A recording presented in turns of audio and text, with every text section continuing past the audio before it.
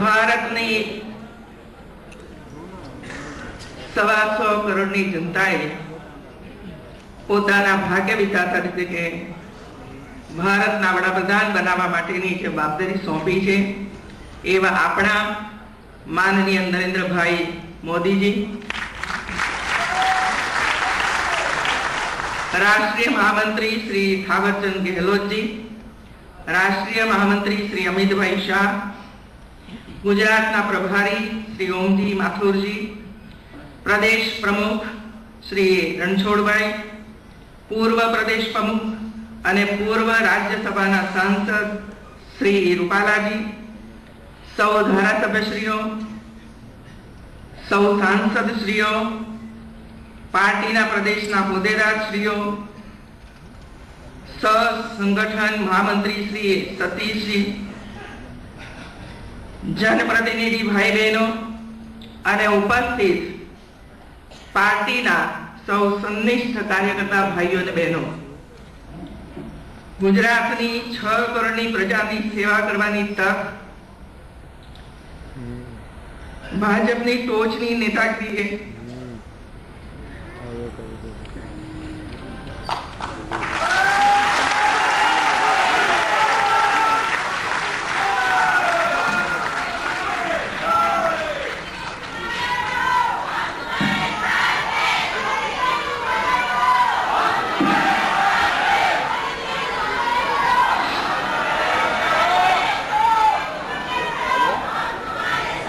भाजपनी टोचनी नेतागिरीए अने वडाप्रधान श्री नरेन्द्रभाईए मारा जेवी एक किसान पुत्रीने आपी छे।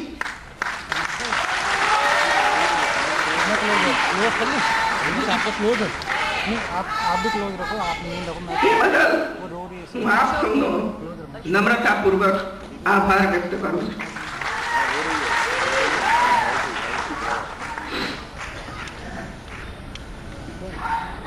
गामडामां खेतरमां काम करता करता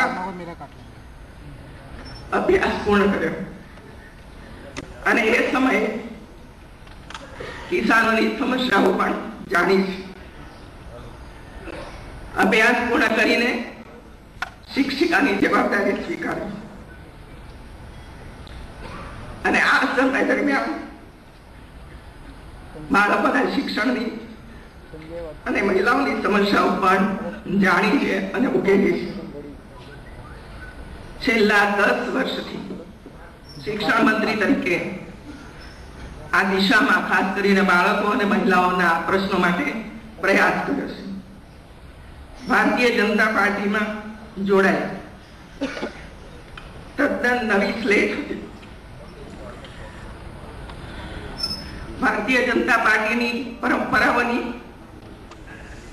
रीतिनीतिनी के पंचनिष्ठा कोई ज्ञान के अनुभव न हतो, पण भाजप कार्यकर्ताओनो पक्ष छे, राष्ट्रभक्तोनो पक्ष छे। मारा जेवा अनेक कार्यकर्ता घड़तर अने सिंचन पक्षे करी छे।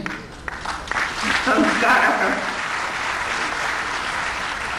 माननीय अटलजी अने अडवाणीजी की पेढ़ीए अमने संस्कार आपीने सिंचन कर्युं छे। माननीय नरेन्द्रभाई जेवा समर्थ वहीवटकर्ताओ अने संगठनना महारथीओए अमने घड्या छे, प्रेरणा अने प्रोत्साहन आप्युं छे। पॉलिटिकल पार्टी में महिलाओने काम करवुं अघरुं होय छे। काम करवामां अनेक समस्याओ आवे छे, पण भाजप एक एवो पक्ष छे कि ज्यां महिलाओने काम करवामां अनुकूलता करी आपवामां आवे छे। सुविधाओ अपाय छे, उपरांत प्रशिक्षण शिबिरो द्वारा संस्कार घडतरनुं काम पण थाय छे। पंचायती पार्लामेंट सुधी टिकिटो आपी अने जीताडवामां आवे छे। गुजरातमां आपे 20 बहनोने विधानसभानी टिकिट आपी छे, तेमांथी 13 बहनों जीतीने आवी छे। आपे बहनों पर भरोसो मूक्यो छे, आ भरोसो अखंड रहेशे तेनी खातरी आपो छुं।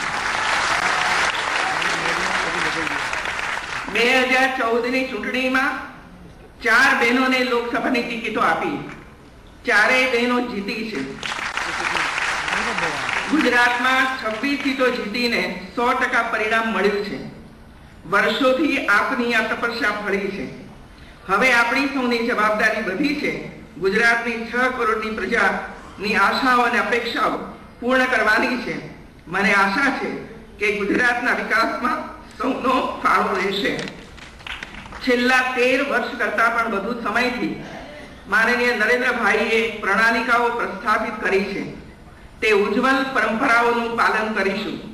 ગુજરાતને મોડેલ રાજ્ય બનાવ્યું છે.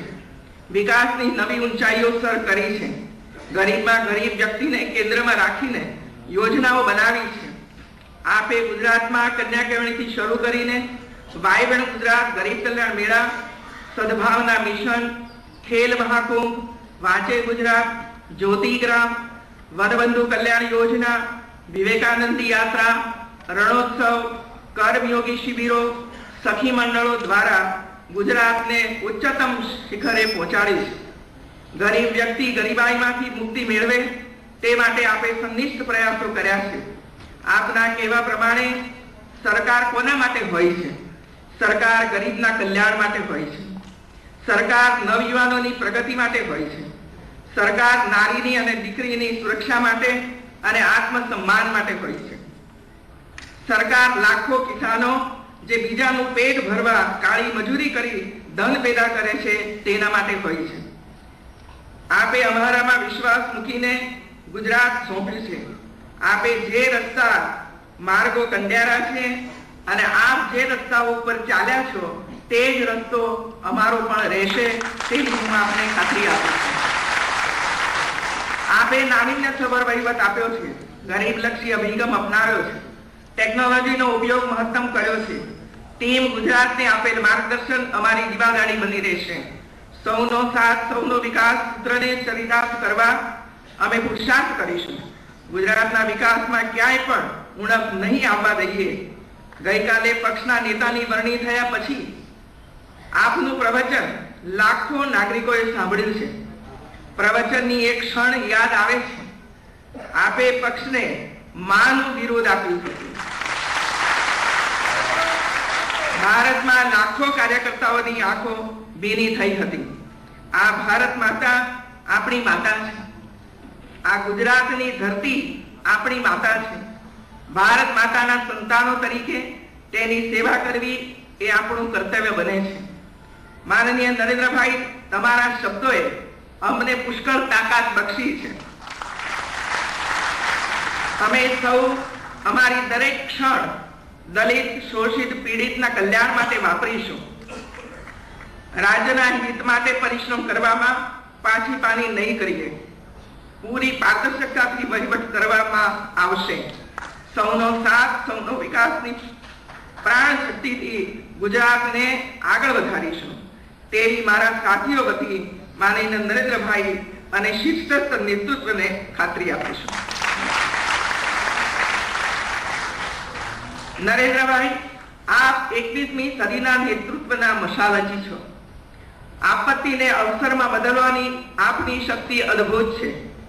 ભારતના ઇતિહાસમાં વિકાસની ભાષા અને બારાખડી લખનાર તરીકે લોકો આપને જાણશે અને સદાય યાદ રાખશે. વિકાસના કામોમાં અનેક વિઘ્નો આવ્યા છે. અમે બધા એના સાક્ષી છીએ. પણ આ વિઘ્નોને પણ આપે મહાત કરી વિકાસની નવી કેડી કંડારી છે. ગુજરાત માટે આ ઐતિહાસિક ક્ષણ છે. રાજ્યના સીએમ પીએમ બનવા જઈ રહ્યા છે. ભૂતકાળમાં આવી કોઈ ઘટના બની નથી. કૃષ્ણ યમુના કિનારો છોડીને ગુજરાત આવ્યા હતા. આજે સાબરમતીનો કિનારો છોડીને એક લોકનાયક યમુના કિનારે જઈ રહ્યા છે.